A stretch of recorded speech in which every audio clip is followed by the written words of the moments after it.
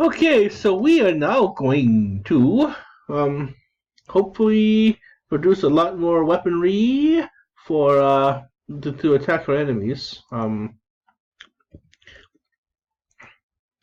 And possess more military grade hardware to start to I need to have the proper maybe have 20 more probe factories down here.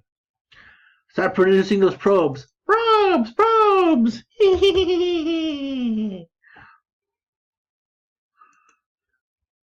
Now, should we go missiles or should we go probes? Missiles or probes? I think we should. Our military. I think we should start to slowly build up our bank up. Start to slowly bank up our tanks. Okay, we're banking up our tanks. We're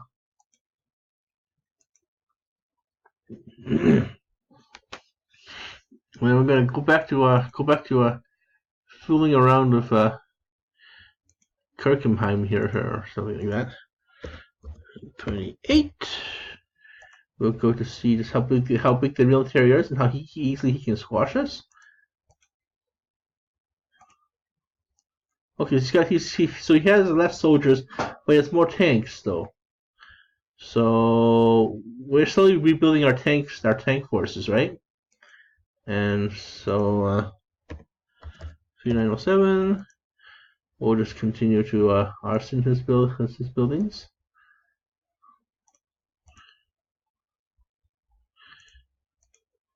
Oh, lost.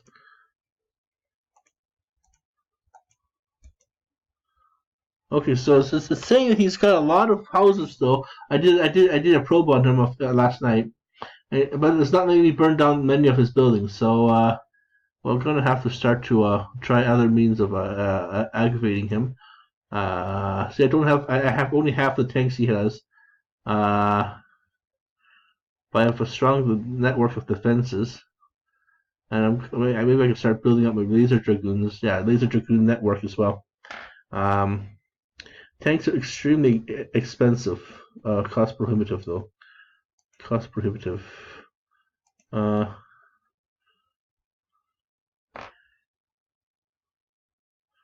our energy production. We'll wait till our shields come back in the next few hours or so. Our energy production starts to pick up again, and then we'll start to do an economically energy charge here. Energy change. Start to producing much more energy. I'm going to say these are gigavolts or teravolts, and then we'll kind of crush our enemies, crush them from within. Dragoons are coming, so once we get our dragoons online, we can actually start to use the tanks as our defensive perimeter, defensive matrix. Let's see if his net worth is growing, because if his net worth is growing too big, then I'm screwed, right? So, except for his net worth is at least 5,000, 50,000 down.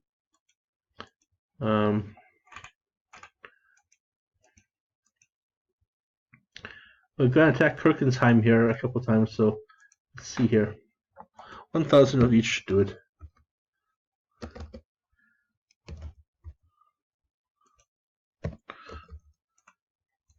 We have 500 tanks here.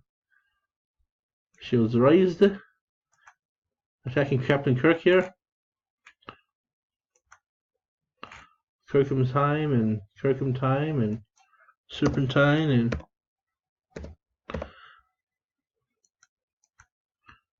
attacking Captain Kirk here, and Kirk is a jerk, oh jerk is a Kirk, and Kirk is a jerk. Oh, I failed. Kirk is a jerk. Kirk is a jerk. And then, that was an episode on the old Star Trek cartoon, the TOS cartoon. That is extremely painful to watch.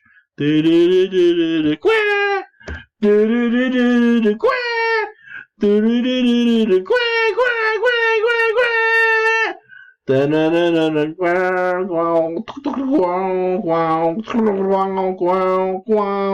while you're at it, it was they had the 1960s cartoon bongos, i.e., clutch cargo bongos going. And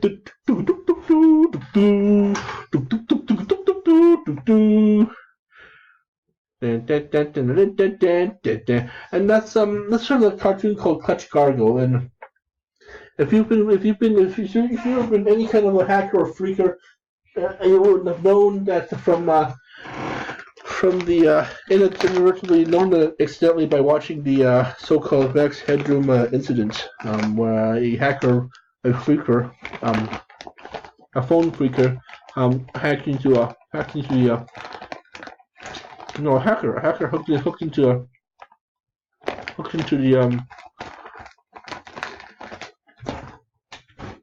Chicago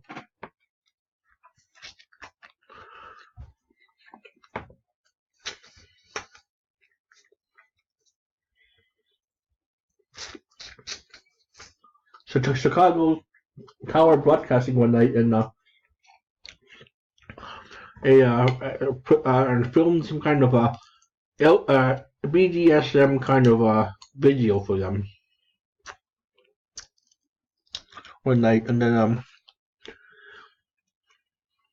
what happened was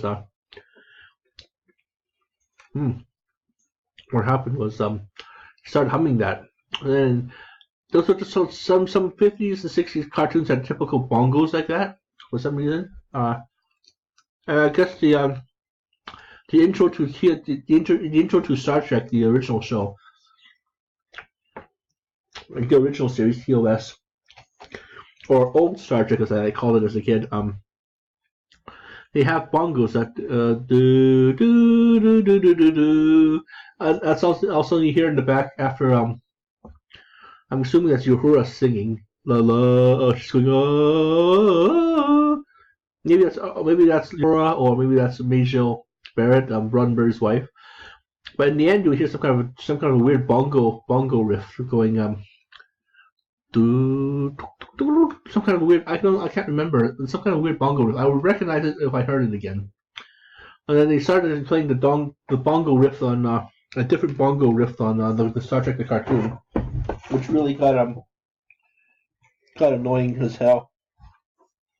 It went do do. It went do do do do.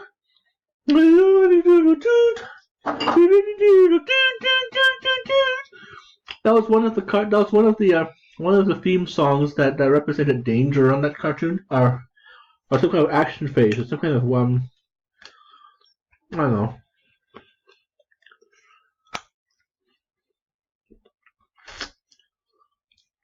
Like each episode would have its own phase: an investigative phase, action 1 phase, which failed, action 2, or they're in danger, action 1, a danger phase where they play some kind of weird dun dun dun kind of a thing. But they didn't play dun dun dun. They played their own version of dun dun dun. I can't remember what went through. Thank God I forgot, because it really got annoying. So I guess the cartoon is really annoying.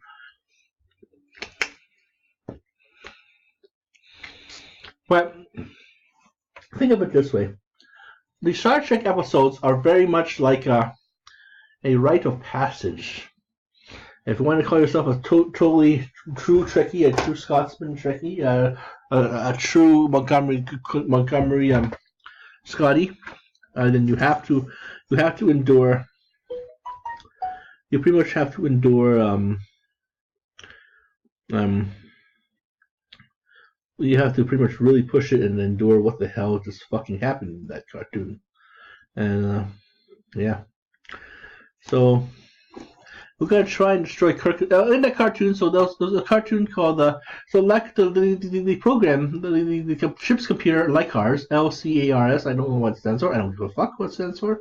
I'm not that much of a Trekkie as I was back in junior high, when all was all flashy and fun to watch and nerdy to watch. And I mean, they really went overboard with DS9 promotions, but through chips and stuff, or Shreddies, in cereal toy packages.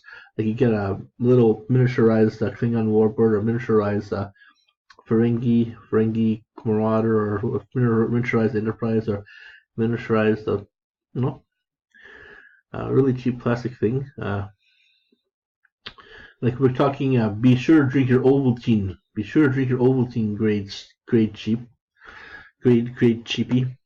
So that, and they sold a lot of action toys too. Like have you seen, if you watched Big Bang Theory, and I suggest you don't, that cartoon really gets on your nerves as well. It really gets on your nerves as well. So what happened was I guess the main character Sheldon, it was a real checky. He kept on stalking all the alumni of the show, of the TNG show, and then Wesley Crusher had the very last Wesley Crusher doll in mint condition to give to Sheldon, autographed and everything, and what happened was this was at a birthday party. At a birthday party he went to at Will Wheaton's house, and then LeVar Burton, no, not LeVar Burton, Brent Spiner, who's also friends of Will Wheaton, the character, said, "Oh, you remember we used to open this up and move and position their hands to make it look like they're jerking each other off, where they're jerking themselves off." And he opened up the mint condition of the package. So,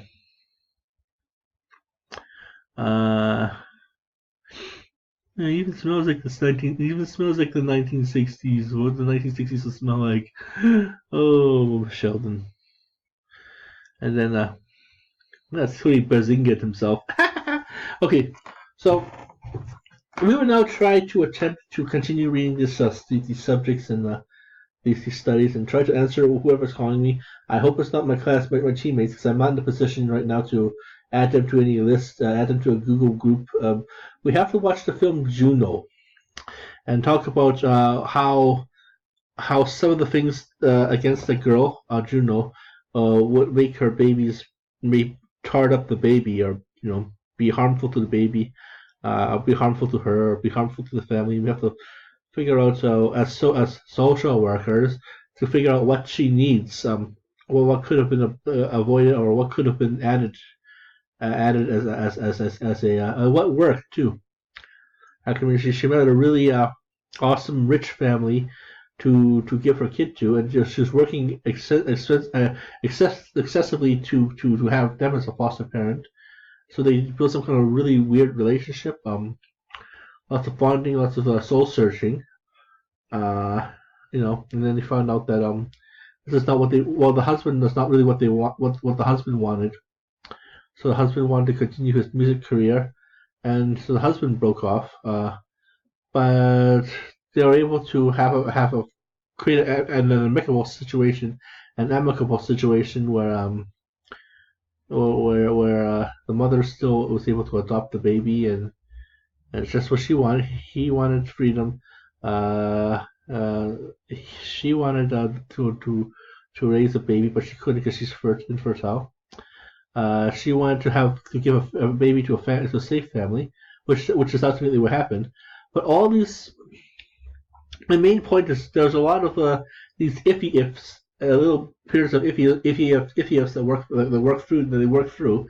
But if a mother feels distressed, this increases cortisol levels in her baby maker down there, and this will kind of go into the baby. If too much cortisol goes into the baby may end up retarded. Like not an insult, but the actual term retard means to retrogress. There'll be like a smaller brain, smaller limbs, premature. And I'm pretty much a premature. Me and my friend Alex were pretty much premature, like many other people were in this life. And we try to be the best version of ourselves as we can, and try to keep on expanding and try to make the life better for everyone. and including ourselves. And that's all there is to life. And um, if someone says that there's something more. There is something more. It's to have the artistic, and to find the artistic ways of expressing our true selves by our intellectual selves as well. But we have to solve the problem of supporting such a lavish luxury, such an indulgent luxury to indulge in your inner mind. And not many people have that privilege. I certainly don't have that privilege. I live in suburbia, but I have somewhat of that privilege. But I'm pretty much still in the working workforce. We can't always be like this ancient Greek philosopher just sitting in the poo-poo stand or thinking David's thinking stance, thinking about life and stuff. I mean, that's really awesome. It's an awesome dream, but it's not practical. So I'm just opening up some light there, some cheap light. Okay, so I gotta start working on this stuff. Hopefully we'll do the Juno project, and you can also rent it off YouTube. I believe it's one of those popular films for $5. You can rent it for at least 48 hours. So we'll watch it. They'll rent it. They'll watch the hell out of it. Maybe I'll record it on here and record it on here for assignment purposes and just send it to them if they don't want to pay for it. It's for assignment purposes. I paid for it, so I can gift it out, I guess. I mean, I'm not profiting off it. Enough. I just if it is against the law, I just basically incriminate myself on camera. But we'll see. We'll see what kind of options are out there, and see how this plays out. And like I said, once I do those assignments, it's the end of the semester. I survived another semester, and I would like to bump up my GPA to 3.91. But it's at 3.9 flat right now, so that's a big boo. Because some courses I got a B or A minus and stuff, or just a flat out D plus, B plus and stuff. I mean, I need to have more. I mean, I can assume that I'm not going to get a perfect 4.0 there, which I first started out as a perfect 4.0, then it slowly degraded down to 3.30, 3.98, or 3.98, then 3.990, then 3.93, and went back to 3.90. So it's going up and down, and it's kind of depressing to be. But 3.9 is also awesome. That's also awesome. I need to try and hopefully get a 3.75 or 3.7 actually, at least a 7.5 or something, to try and qualify for Golden Key Honor Society, and bring glory to Canada. Because Canadians go, but why? Why an American institution? Why not have a Canadian institution? This is a Canadian university, so maybe I'll do one even better, and maybe Calgary, the UFC, becomes the birthplace if I meet up with a bunch of other like-minded individuals who are intelligent. We'll kind of figure out that 9.75 is a good, or 9.7, 9.7 is a good it's a good benchmark for a higher upper student. All you need to do is just finish 20 credits. Have 20 credits on you, the average 9.7. And even though your grades do slip, and they will slip, because you are human, and shit happens. Your brain fatigues itself, or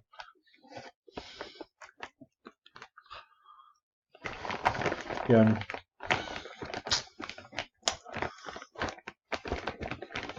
What might happen is you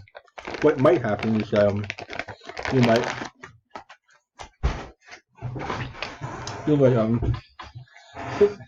slip for a while, but once you're in kind of thing.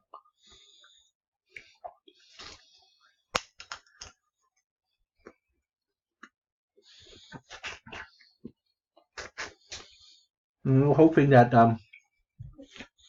hopefully I can get rich enough and start an endowment fund that supports these kind of this institution under the UFC, this Institutional Honor Society. It's a national, the national headquarters of the we'll call ourselves the, I don't know, Golden Laureates or something, or the Interdexia Club or something like that.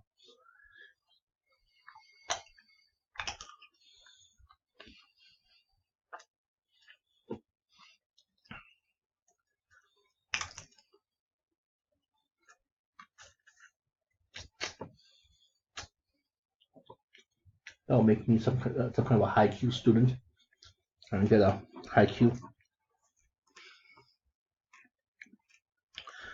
I become a UFC student, get 220 credits, and graduate with a bachelor's of art around in my 80s or something.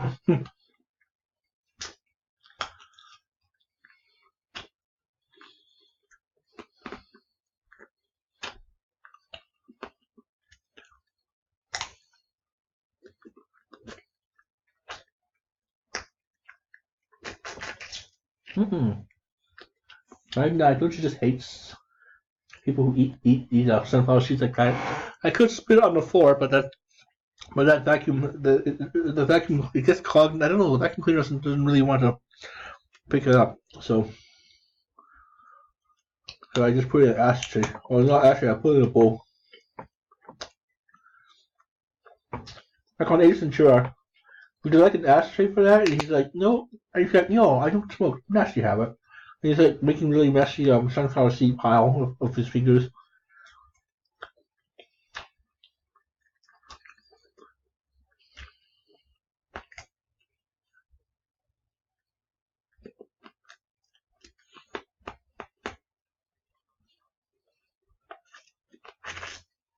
Okay, so we're gonna try and kill off Crickenheim here and kill off another player and make sure that we're done. That no one comes back to this game ever again. Crickenheim and Ardennes Forest. The good old battle of the Bows. Ardennes Forest and Step 4 is ahead of me now. Okay. I'm just gonna have to bomb step 4 out of the way then. Time's all on the way out, and we'll be back to down to less than 10 players. Less than 10 gamers of this awesome game.